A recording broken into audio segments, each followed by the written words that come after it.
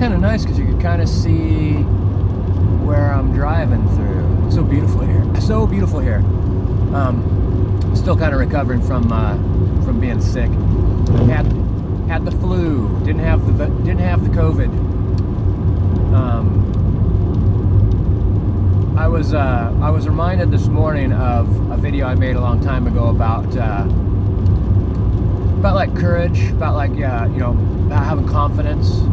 Like the punchline for the confidence is like, no matter what happens in your life, you have to you trust yourself that I could figure something out. I'm going to come up with an answer. The answer might be that there is a solution to your problem, or the answer might be this is as far as you go. Like on this trip, I was like getting higher and higher up in elevation, and it was getting colder, and I'm like, you know what? This is as far as I'm going. That was a good trip. But I was thinking a little bit about that, like about I could figure something out. Like no matter what happens, you have the tools to overcome. And in order to have those tools, I think that you actually need to let yourself fail at some things. Like I'm going to try this. This doesn't look like it's working, but I'll try it another way. I'll try it a little bit longer.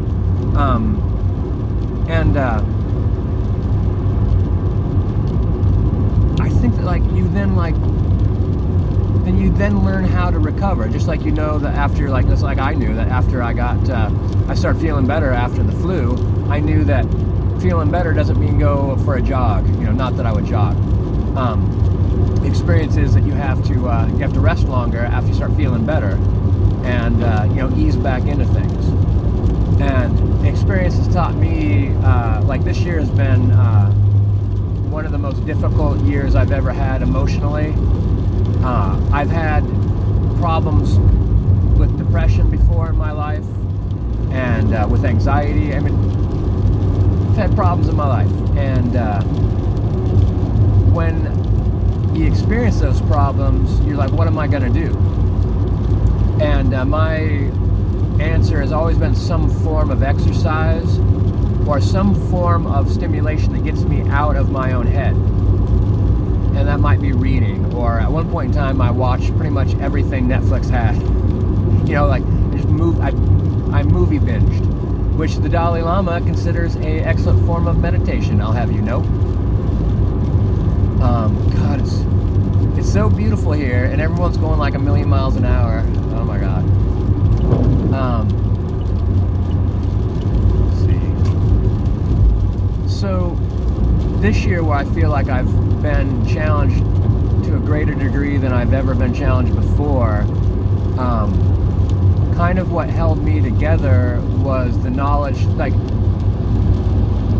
two different things. One is the knowledge is I have tools in my toolbox that I know work. It's not like I'm just trying to figure it out, because I had to figure it out a long time ago. But that was the thing, it's like I needed to figure something out because I was depressed. And so now I'm dealing with like grief and sadness and depression. It was the old standby, like get out of the house, go for a walk, get out of the house, just like do stuff, get your body in motion and get your mind to see things that it hasn't seen before. And it was fairly awful, and every time I went, it was just a little bit less awful, so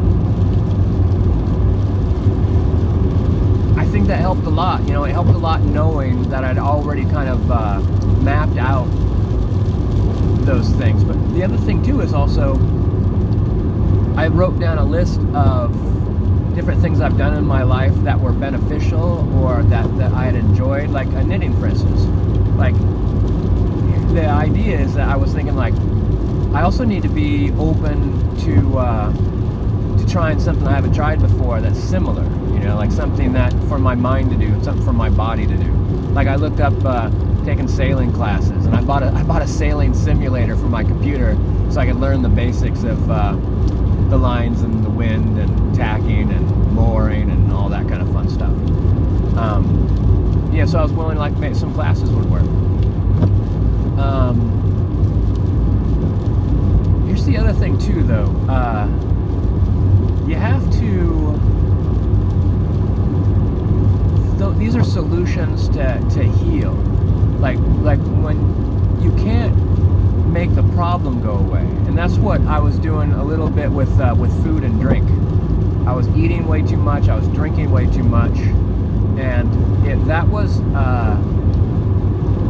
a form of kind of masking what I was feeling. Like I remember like crying one night, and I realized I'd been drinking and I was crying, and I thought to myself, like, would I have been crying if I wasn't drinking? Or if you're gonna recover, say like I know exactly how many times I cried this year. Would it have been less if I wasn't like eating and drinking to help me mask the feelings of grief and depression and loneliness and all those things? So my idea was that like it's important to feel that what's going on and not to mask it. Like going on a hike wasn't trying to prevent myself from feeling. Going on a hike was a way, hopefully a way to help build up my life experience, so that like a miserable day I could think, well, at least I hiked to the top of this mountain, you know, and maybe I cried at the top too. But I'm not hiking the mountain to not cry. I'm hiking the mountain to have something in my day that says, you accomplished this. You left the house, you did something difficult, not just physically difficult, and mentally difficult, but it was emotionally difficult because you didn't want to get out of bed this morning. But you did, because you're a beast and a savage.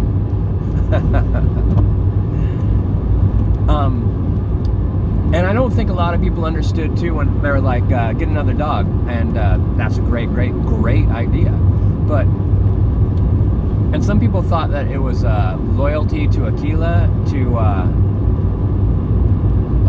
kinda, but what it really is like I wanted to feel everything I've felt this year, as awful as it was, and I wanted to understand exactly why I felt what I felt, why I felt.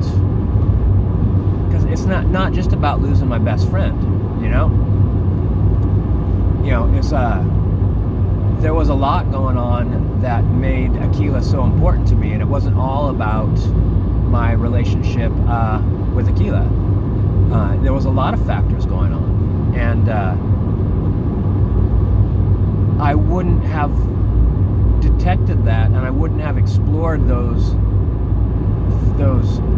kind of offshoots of the main thing. You know, like the main thing was I lost my best friend, but that really showed me some other things about who I was, and about my past and even my childhood. It took me right on back to the bedrock of who I am and what supports like my mind and my emotions and my ego, and why do I do the things that I do? Like, why am I afraid of the things that I'm afraid of? And all that came up in that massive cauldron of grief that I was in. So I think it's incredibly valuable to stay present with what you're feeling. Like people were saying that they're like, allow yourself to grieve and be kind to yourself. Because I think that in my mind what that means is, because your grief has a lot to say. It's not just that you don't have Aquila anymore. It's a lot more than that. And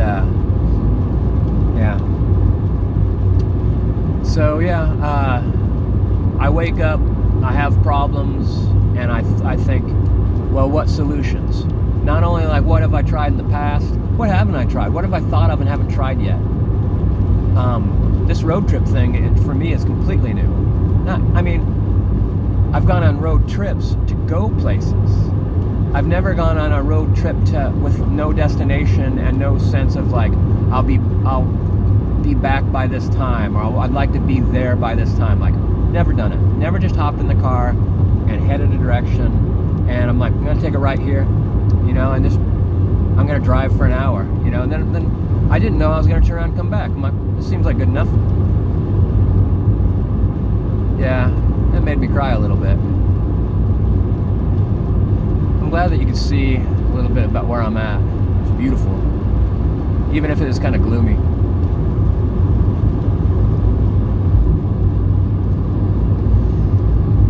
You know, one thing I thought of on this trip, I mean, one of the reasons why I'm just kind of like zigzagging through this area is I lived in Portland all my life, and I mean, I've been away. I've been some other places,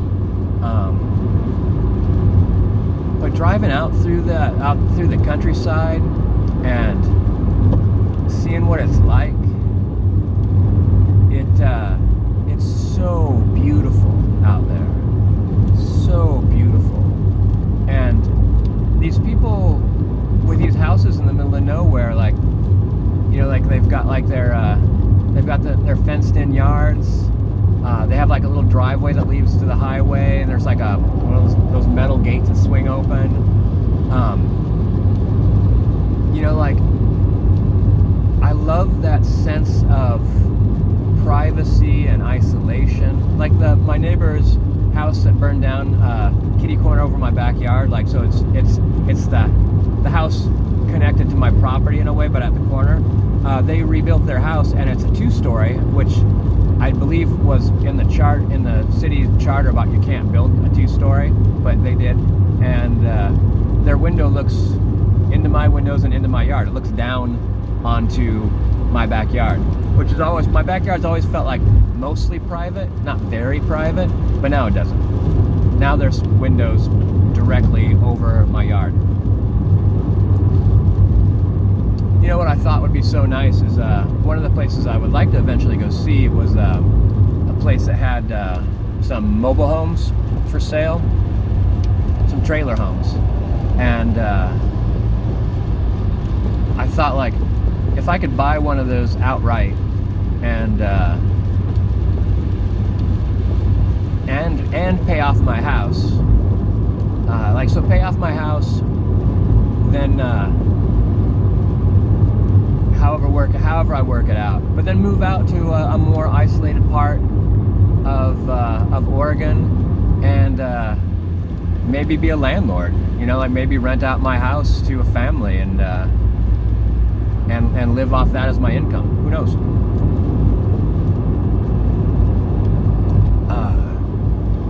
You know, and maybe explore other ways to make money. But you know, step number one is like driving out there. I was like this thinking, like, say I lived back down there, like, would I be willing to drive an hour to work? But that's the thing too, like, maybe kind of yes, but maybe kind of yes too, even if I was driving an hour for, I don't know. Anyway, all that's future, and all I'm thinking about right now is just trying to have the best present I can, while also trying to think ahead a little bit, obviously.